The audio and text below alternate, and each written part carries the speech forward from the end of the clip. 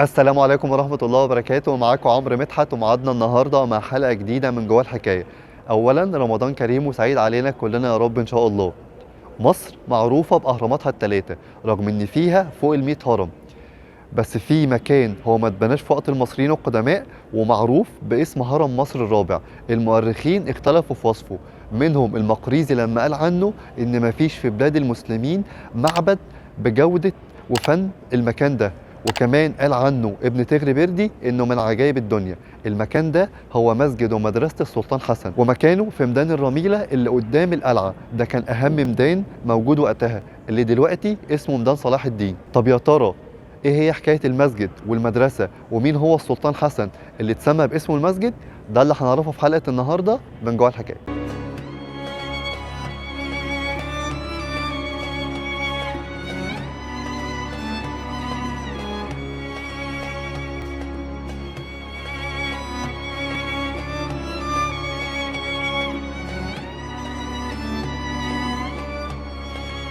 الأرض اللي مبني عليها المسجد كان زمان اسمها سوق الخيل في ميدان الرميلة، وكان مبني عليها قصر الأمير من أمراء المماليك اسمه يلبغ اليحيوي، لكن السلطان حسن قرر يهد القصر ويبني مكانه مسجده ومدرسته.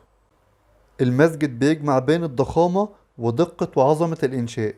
مساحة المسجد 7906 متر مربع، وارتفاعه تقريبا 38 متر، وارتفاع قبة الضريح 48 متر، وارتفاع المأذنة الشرقية للمسجد 81 متر.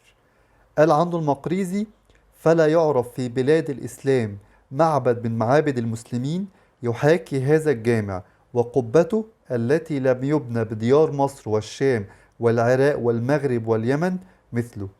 وكمان قال ابن تغري بردي إن هذه المدرسة ومئذنتها وقبتها من عجائب الدنيا، وهي أحسن بناء بني في الإسلام.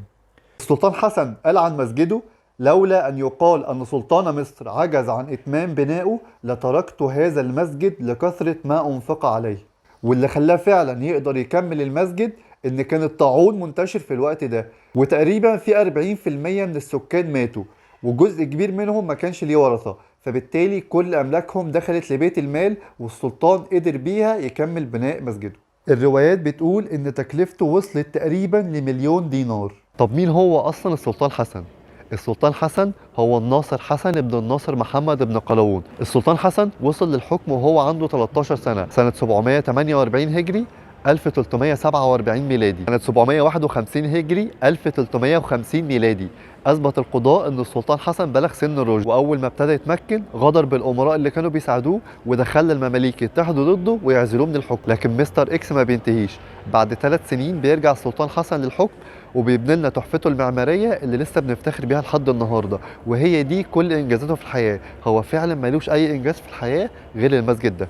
المهندس اللي صمم المسجد صممه برمزيات ودلالات معينة، يعني علشان نوصل لباب المسجد لازم نطلع 12 درجة سلم، ودول بيرمزوا لعدد ساعات الليل والنهار وعدد شهور السنة. المسجد ملوش غير باب واحد بس للدخول، ودي رمزية لوحدانية ربنا سبحانه وتعالى. وباب المسجد الموجود دلوقتي مش هو الباب الأصلي للمسجد، علشان في وقت السلطان المؤيد شيخ خد باب المسجد حطه في مسجده اللي عند باب زويلة. بعد الدخول من باب المسجد في مصطبة، المصطبة دي كان بيقعد عليها مراقبين علشان يسجلوا حضور الطلبة وشيوخ المذاهب، وكمان بيقعد عليها السلطان عشان يقرأ القرآن أو إنه يسمع لشكاوى الناس. كمان المسجد بيمثل مراحل حياة الإنسان، من أول الممر الضلمة اللي بيمثل رحلة حياة الإنسان جوه رحم الأم، هو عايش في ضلمة، بينتهي هنا الممر الضلمة وبيبتدي هنا النور، إن هو بيتولد يخرج للحياة ويخرج يتعلم. الصلاة والسلام عليك سيدي يا رسول الله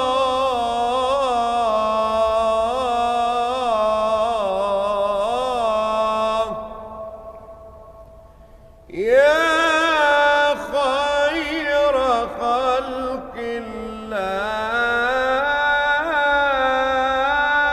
صحن المسجد فيه 4 إيوانات، ال4 إيوانات دول بيمثلوا مدارس للمذاهب الفقهية ال4: مدرسة للحنيفية ومدرسة للشافعية ومدرسة للمالكية ومدرسة للحنبلية.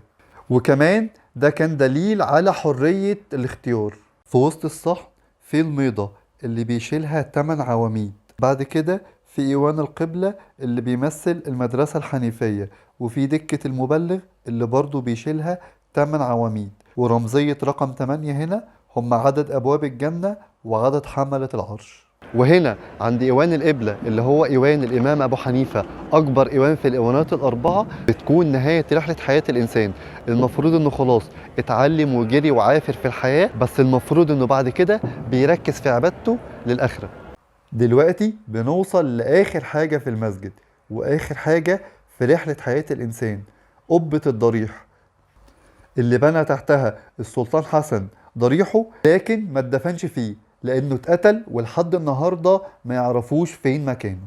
واللي اتدفن في الضريح ده ولاده الاتنين. السلطان حسن مات والمسجد والمدرسة لسه بيتبنوا، واللي كملهم أمير من أمرائه اسمه بشير الجمدار. قبل ما يموت السلطان حسن بفترة بسيطة حصلت حادثة. السلطان حسن كان محدد للمسجد 4 مآذن، بعد ما بنوا 2 وهم بيبنوا في التالتة المئذنة وقعت على 300 طالب من الأيتام وكلهم ماتوا. السلطان حسن كان عامل لكل مذهب من المذاهب الأربعة مكان لإقامة الشيوخ والطلبة، وكان ليهم مرتبات. الحادثة دي السلطان حسن شاف إن ده فال وحش عليه وعلى حكمه، فقرر إنه ما يبنيش المئذنة اللي وقعت دي تاني ولا يكمل الرابعة، وفضل بس المئذنتين الموجودين لحد دلوقتي. يا رب بالمصطفى بلغ مقاصدنا واغفر لنا ما مضى واسبق لنا بالرضا واسمح لنا بالرضا يا واسع الكرم يا رب. يا رب نرجو رضاك نرجو رضاك ونحتمي بحماك. لو بتدوروا على مكان تحسوا فيه براحة نفسية وكمان عظمة وانبهار، أكيد لازم تزوروا مسجد ومدرسة السلطان حسن. وبكده تكون خلصت حلقتنا، بس لسه ما خلصتش حكايتنا. لو عجبتكم الحلقة ما تنسوش لايك وشير وسبسكرايب وتفعلوا زر الجرس عشان يوصلكم كل جديد. وكل حكاية لها سر هنعرف تفاصيله في حلقة جديدة من جوه الحكاية.